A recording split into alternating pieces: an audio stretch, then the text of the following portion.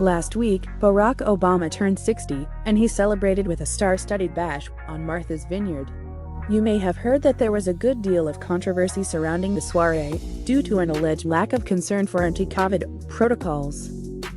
In response to these concerns, the Obamas significantly scaled back the guest list, which originally included about 600 attendees, and announced that the party would now be limited to family and close friends.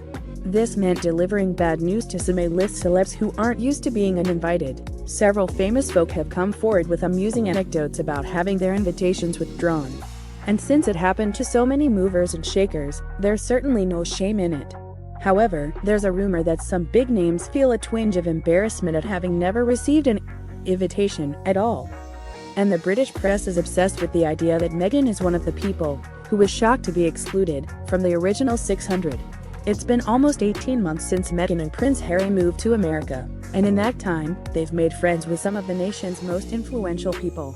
But as great as it is to hang out with Hollywood's best and brightest, few couples anywhere in the world can compare to the Obamas when it comes to clout.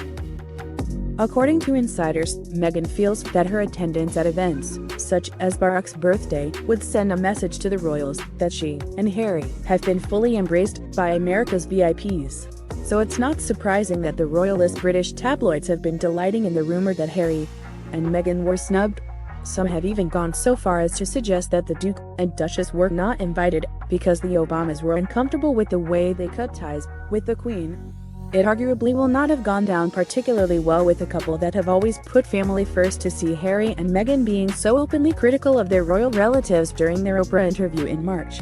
Royal commentator Camilla Tominey wrote in The Telegraph, "When the Obamas returned to the UK in 2016, they made a point of popping into Kensington Palace, where they were introduced to a then 3-year-old Prince George, ready for bed in his dressing gown, before sitting down to dinner with William, Kate and Harry," Tominey continued.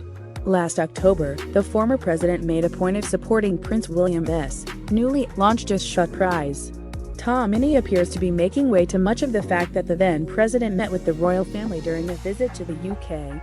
It's also not at all surprising that Barack supported a humanitarian project launched by William, and we're sure his endorsement had more to do with the project itself than with the person who started it.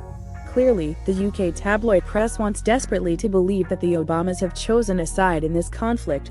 But it seems pretty obvious from their history that the couple prefers not to get involved in this sort of thing. After all, Barack didn't earn the nickname No Drama Obama because of his fondness for taking sides in petty beefs